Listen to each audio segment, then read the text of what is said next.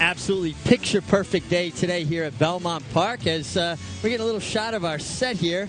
The back of mine and Andy Serling's head. It's Andy Serling, Richard Migliore for the May 30th edition of Belmont Insider, the 24th day of the meet. And Andy, only 1 week out to the Belmont Stakes. And I'll tell you what, your appetites just get wetter and wetter with the racing. We were treated to one heck of a Pennine Ridge, the feature today, and it whets your appetites for next weekend and the Stars and Stripes card as well. Yeah, the Pennine Ridge, a prep race for the Belmont Derby. But first, let's talk about the Belmont Stakes and a lot of action, a lot of these horses working. Taylor Verve, a really good work, the Preakness runner-up, 59 flat this morning, out 3/4 and 13. And he picks up Gary Stevens for the race. That certainly can't hurt. You know, you love Dallas Stewart. You're always rooting for Dallas Stewart to do well. But horses like this never do well at the Belmont.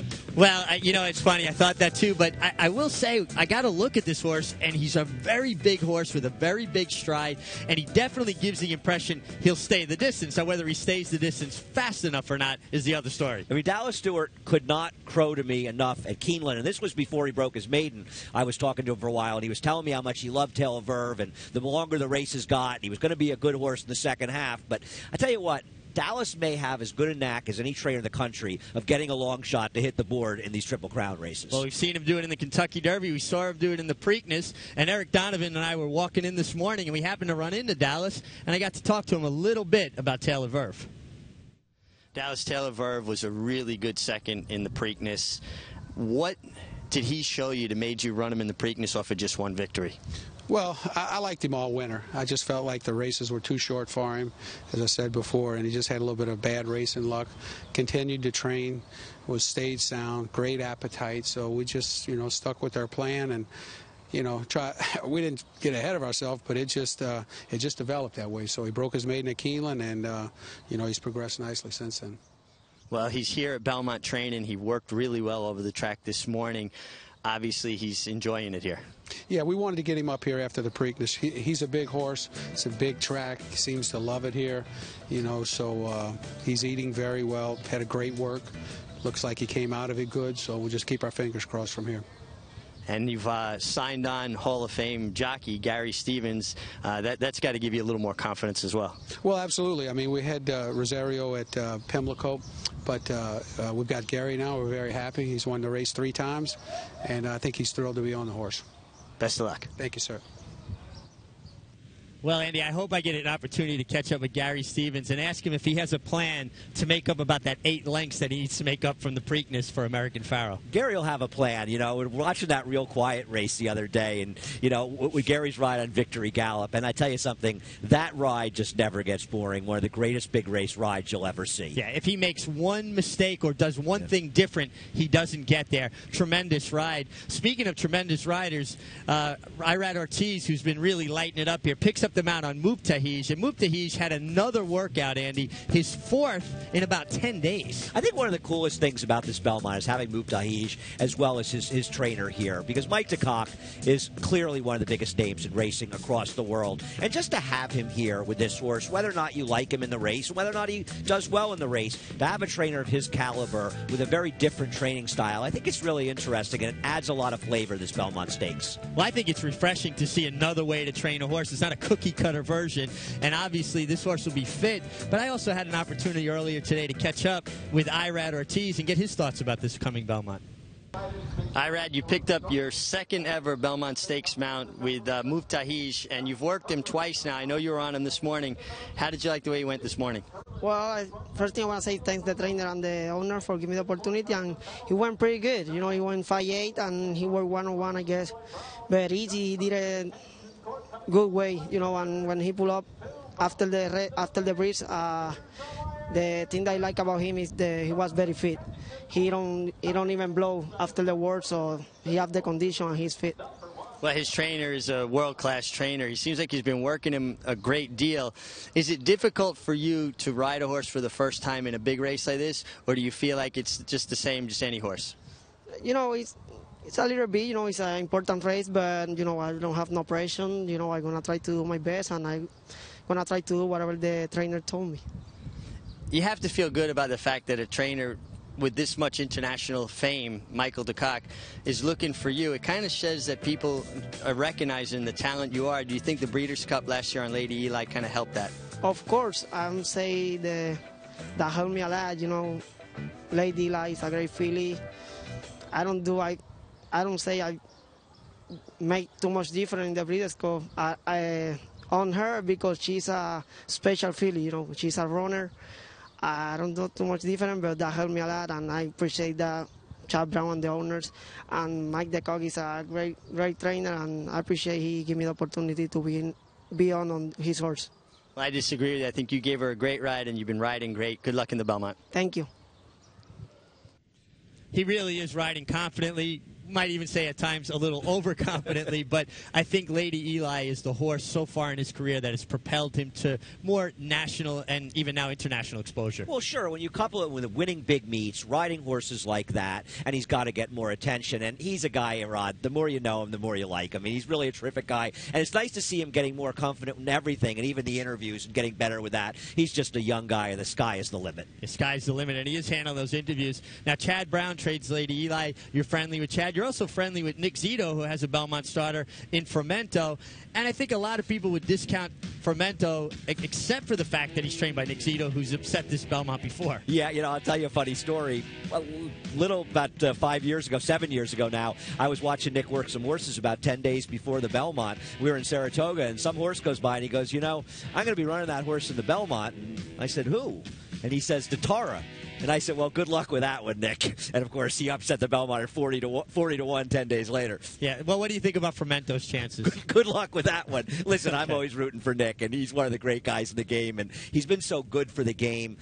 You discount guys like him, Dale Romans, the same way you would discount the Chief in big races at your own risk. They've won with too many horses that looked like they had no shot in big races to discount them. Yeah, I agree with you. Well, we started out the program talking about the Pennine Ridge. Let's just jump right into the racing action from today and check out that Pennine Ridge. Excuse me, Larry Colmus with the call.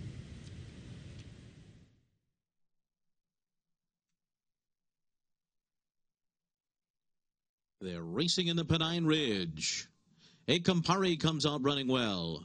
On the outside is World Approval, and World Approval is going to get the lead in the race to the first turn, and Made in Detroit goes right with him. Made in Detroit now will take over and open up a length and a half from World Approval, who will sit back and run in second early. Then it's Takeover Target third to the outside. A Campari is fourth along the rail. Startup Nation is fifth as they make their way to the backstretch. Then Rock Eagle and Divisi Darrow is 8 lengths off the lead at the rear of the field. On to the backstretch and an easy opening quarter mile here. A slow 25 seconds flat for Made in Detroit and Junior Alvarado, and they lead it by a length. World Approval pressing the pace in second, but it's an easy early pace here. Takeover Target is third. Divisi Darrow is going to move early now. On the outside, Divisi Darrow is heading up toward the front runners, only a length and a half behind with this slow early tempo. Then it's A Campari to the inside, followed by Startup Nation and Rock Eagle at the back, of 49 2/2 mile. Made in Detroit, the leader, 3/4 of a length over World Approval, who's second as they move for the turn. Takeover Target is third to the outside. Divisi Darrow is alongside of A Campari. And then it's Startup Nation and Rock Eagle at the back of the field around the far turn. It is Made in Detroit, still on top. Made in Detroit, joined by Takeover Target, and Divisi Darrow is now moving on the far outside. World Approval is right there in the mix, too, as they come to the top of the stretch. 3/4 and 1/13 flat. They're into the stretch, and it is Takeover Target and Divisi Darrow, and these two will sprint to the wire. Divisi Darrow on the outside, and Takeover Target down toward the inside. World Approval is next. Then comes Startup Nation, and they're coming down to the finish. Takeover Target and Divisi Darrow down to the line together. Divisi Darrow did it.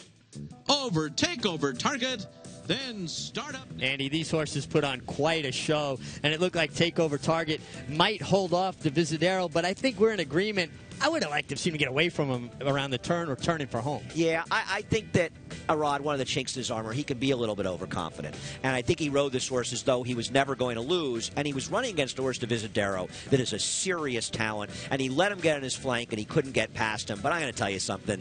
There's nothing better than watching two good horses like that run down the stretch together at Belmont Park. Well, and it makes you excited thinking forward to the Belmont Derby and the horses that are going to join this cast. We were talking off camera about Bolo, who tried the Derby, but now it's probably getting back on the surface he prefers. No, and he won yesterday at Santa Anita, and just all the ducks are lining up in a row for that day. And you don't want to get too far ahead of yourself.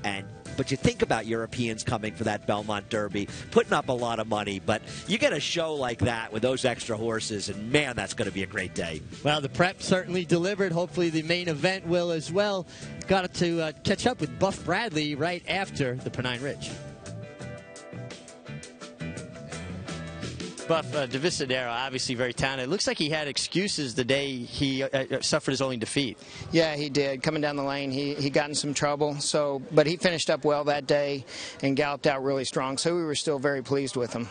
It looked like he made a big run today. The horse was holding him off, but he kept coming. He's kind of relentless, isn't he? Yeah, he sure is. I'll tell you, on the backside, Ralphie did a great job getting him in position because he realized the pace was pretty slow up front. So he got him up there and then sat on him. Then down the lane, we felt pretty good. We know he'll try to run a horse down. Well, it looks like the 1 1/8 was no problem. Is the plan to come back for the 1 1/4 in the Belmont Derby? Yeah, that's been our plan all along. So we were hoping that we could come here and make some noise on July 4th. Well, you certainly made some noise today. Good luck and hope to see you 4th of July weekend. Thank you, Rich.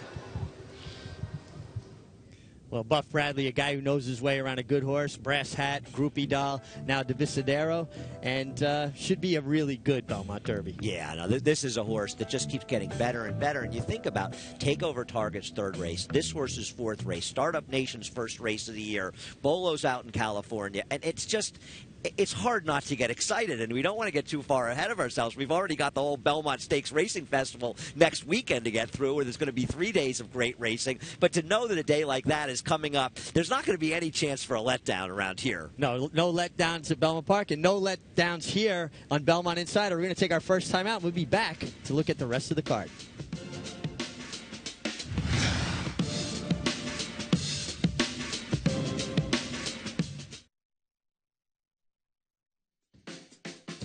Just an absolutely beautiful day here at Belmont. I hope the weather cooperates next week for the Belmont Stakes. And don't forget, the tickets are going quickly. We only have limited grandstand admission available.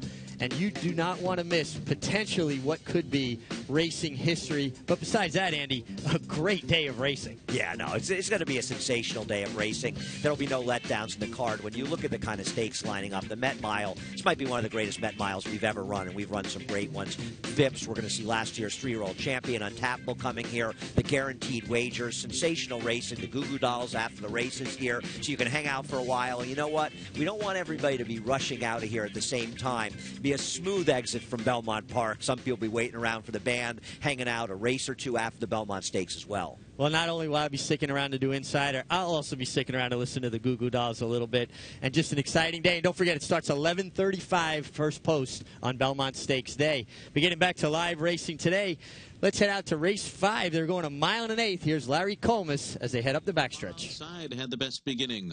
Wild Night at the Opera's got speed 2. Native Hero and One Cat's Chance are close up to the pace as well. And then it's Sea Raven, This Hard Land to the outside, followed by Frost Jordan, and Tis Quick is last of them all up the backstretch, and it's Long for the City on top. Long for the City runs an opening quarter mile in 24 2/5 seconds, leads at 3/4 of a length. One Cat's Chance on the outside second. Native Hero was third along the rail, and then it's Sea Raven, Wild Night at the Opera. These two are moving now, and they take 3rd and 4th. Then it's This Hard Land on the outside, followed by Frost Jordan, Tis Quick at the rear of the field as they make their way toward the half-mile pole here. It is Long for the City on the inside, just a narrow lead over One Cat's Chance. And on the outside is Wild Night at the Opera after a 47 4 half-mile. And then it's Native Hero to the inside of Sea Raven. This Hard Land is 6th. Frost Jordan and Tis Quick. Around the far turn, Long for the City, One Cat's Chance, Wild Night at the Opera to the outside of them, Sea Raven sent out there 4 wide. These 4 all right together after 3 quarters in 1:11 and 3. Then it's Native Hero, followed by This Hard Land, who's getting a wide run. Tiz Quick and Frost Jordan, and they're coming to the top of the stretch. And Sea Raven makes a run for the lead. Sea Raven has taken over. And on the inside, Long for the City is back into second. This Hard Land, so wide on the turn, is closing on the far outside. And in the middle of the racetrack, here comes This Hard Land, who's drifting well out as they come down to the line. But that's the winner. This Hard Land beats Sea Raven, Long for the City, and One Cat's Chance. Andy, this is a really good race, and down the middle of the track comes This Hard Land on the wrong lead, drifting out but resolute. Now, I finished a bit closer to the outside rail and the inside rail, and, you know, there's just some horses, and I didn't bet them, I didn't pick them, but there's just some horses that you love, and I love This Hard Land. I love to see him come rolling down the stretch. He doesn't always deliver, but he runs a lot of good races, and he's been around here for a long time. He really does. He puts his head out and down, kind of heavy-headed, but he keeps running, and the 1 1/8 certainly suited him well today. Yeah, I mean, they're just a little bit far for the favorite, and considering how aggressively they rode early, I thought that Long for Me, I thought he ran fairly well to finish third in this race. A little far for him. Yeah, absolutely. Well, let's head on now. We'll go from 1 1/8 to 6 furlongs. Race 8, we got some pretty good sprinters here, and Larry Comas has your call. They're off. Slow start for Clockwork. New York Chrome had a very good beginning, and the favorite Global Positioning is away second, just outside of New York Chrome. And then Disco Partner third on the outside, followed by All His Number, Every Dog Has His Day, and Grand the Man on the outside. Behind them, Il Vagabundo, then Man of Mystery, and slow starting Clockwork is last of them all. New York Chrome and Global Positioning going at it on the far turn. Through a 22 and 3 first quarter, these two are clear by 3.5 lengths. From Disco Partner, All His Number, and Every Dog Has His Day is fifth. Grand the Man alongside of Il Vagabundo, and they're 7 lengths behind. Clockwork is next, and Man of Mystery. New York Chrome and Global Positioning are going to turn for home together. Global Positioning on the outside has taken a slight lead here. New York Chrome back into second after a 45 and 4.5 mile, and now it's Global Positioning who is pulling away. New York Chrome has given way on the inside. Every Dog Has His Day has moved up into second, but far behind Global Positioning and Manny Franco, who are geared down in victory. Every Dog Has His Day was second best, and then came Il Vagabundo and Grand the Man. Andy, this is a fast group of horses. Global Positioning was still under a pull into the stretch, and he really powered away. This was some powerhouse performance, and that's exactly the right word, Richie, powered away. A horse who has looking a little like a bridesmaid, but has had legitimate excuses. He just kept running to horses that were running good races. This field was no competition, but I'll tell you something, from a betting perspective, it shows you can make a lot of money with a heavy favorite if you get the right horses behind him. Even money favorite, the Super paid $14,000 for $2.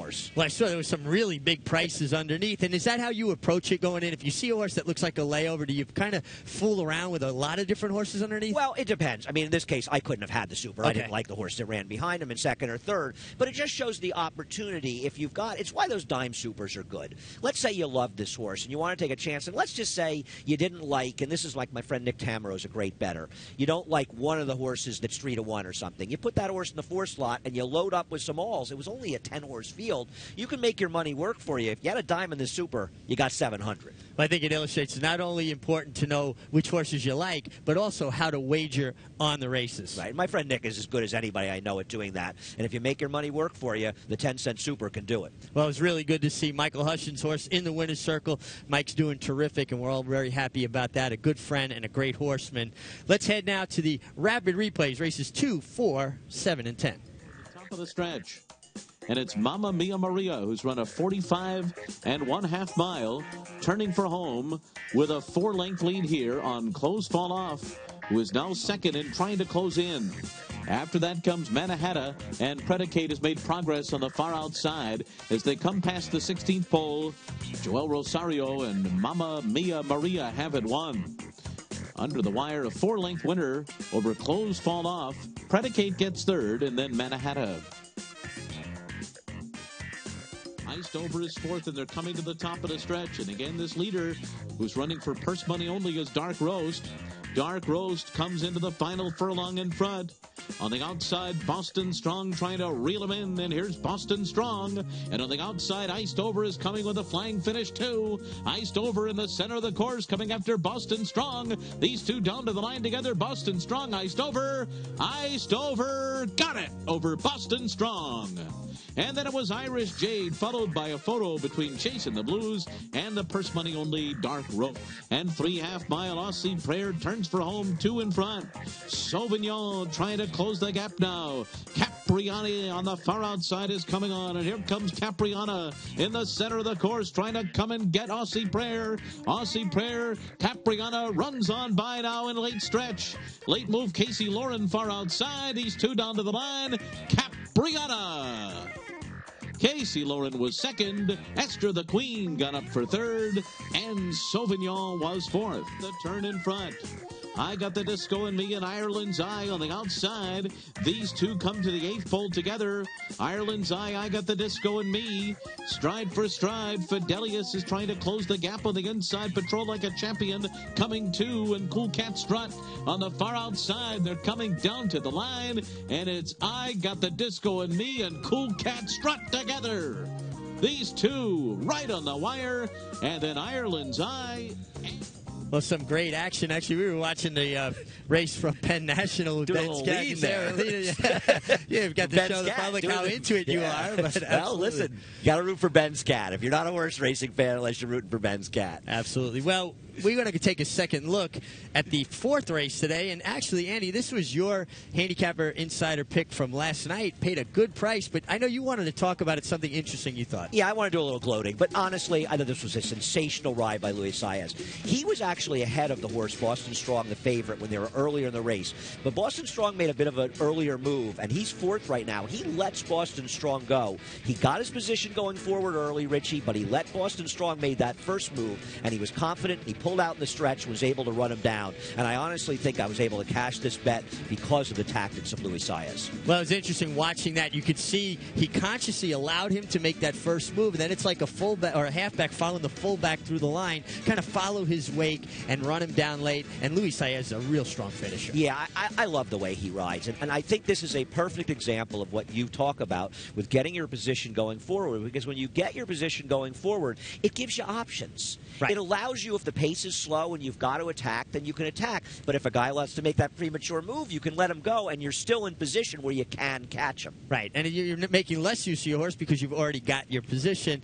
Well, talking about jockeys and tactics, how about the jockey standings? And I think it was pretty interesting. Irad Ortiz served a week-long suspension, but it didn't stop him any. He's 6 in front of Javier Castellano in the standings. I did the show 2 days ago, and he was 1 up, and now he's 5 up. And it's unusual because he's usually a deep closer, and now he's showing early speed. You know what I like, though, about these standings, Richie, are the number of people, jockeys and trainers, that have a lot of wins. I like to see it being spread around. Yeah, definitely want to spread the wealth. And Todd Pletcher really got in gear. Chad Brown's still waiting at a very high percentage, but Todd's horses really started running lights out. Unbelievable week he's had. I think the last 5 or 6 days of racing have been unbelievable for him. Some interesting claims today, too. Steve Caceres go in for 2. And this Hard Land, the horse we talked about, a horse you like a great deal, he'll be having dinner in David Jacobson's barn tonight. $40,000 for a 7-year-old. We wish him the best of luck. And as you said, Steve Caceres, who does a great job, a couple of claims. Well, we're going to head out for our final timeout. We'll be back to finish up Insider in a few moments.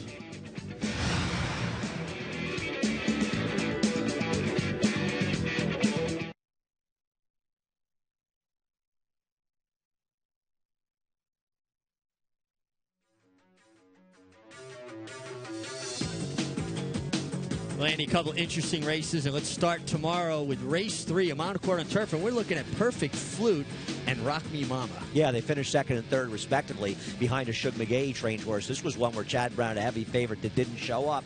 There are players in this race. Richie, I think that this is a tougher race than the one they ran in last time, and I think both these horses are in a little trouble. But, boy, Mike Baker has improved Rock Me Mama. I think she ran 3rd a mile and a quarter when she usually doesn't want to go over 6 or 7 is amazing. Yeah, it's interesting, and he seems to have that ability, changes surface, changes things around, and horses seem to respond. Honestly, the more I watch Mike Maker, I think he is one of the top trainers in the country. And he's a guy that just doesn't get, he gets overlooked a lot on the higher echelon. He doesn't have the big names, but he is great. Well, he doesn't promote a great deal. He's kind of quiet.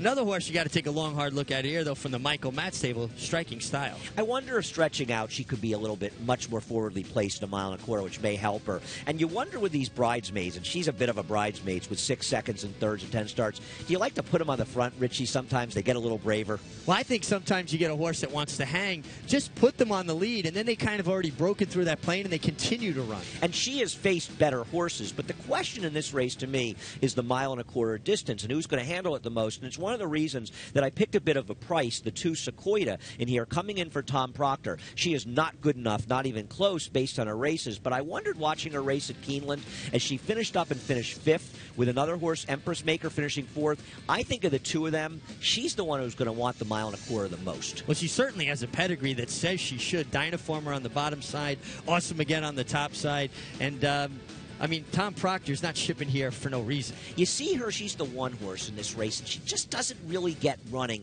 until way too late in here when she comes off the rail, and I thought she was finishing better than Empress Maker. Now, I don't know if either one of them is good enough, and I had a lot of trouble struggling with this race, but I figured if I'm struggling, I'll pick a horse at a price. I'm hoping Sequoia stretches out effectively. Well, at least you'll get paid. A race that I'm sure was a lot less confusing to you would be the 6th race, the Wonder Again tomorrow, which is a prep for the Belmont Oaks. I'll tell you something.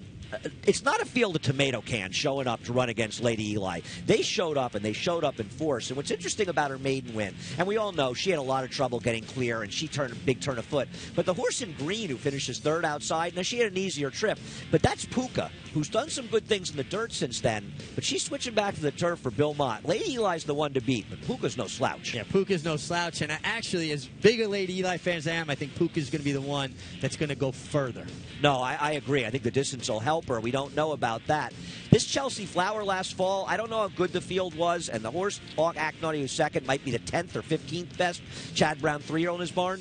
But this horse, Miss Chatelaine, was visually impressive running through traffic, Richie. Yeah, she really was, and she's 2 for 2, and you can't ever discount a horse that's never tasted defeat. Yeah, and obviously it's a big task coming off the layoff, but they want to get a prep into her, and this is a good prep for her. And there's another horse in here as well, Pine Needles for the trainer Christophe Clement, as well as My Sweet Girl for Barclay Tagg. These horses are not bad either. No, they're not bad at all, and Pine Needles only beaten a neck, although she looks like she likes a fight. She only won by a head and a neck and was defeated by a neck, but a filly that I like fillies that fight. I like a tough filly. Yeah, these are genuinely good horses. Consumer Credit, who beat her last time, finished a good 3rd with a bit of a trip in the American Oaks at Santa Anita today. And My Sweet Girl followed up with a bit of a trip and losing to horse Strip Compliance, who won the Oaks over at Penn National tonight. So these horses come out of live races. Lady Eli may be in a different category. We'll see how she does. The distance get longer, but this is a very good race. Yeah, very good race, and it'll maybe point out who's going to be the horses to beat in the Belmont Oaks. I think it's all about Lady Eli. But we got to say goodnight.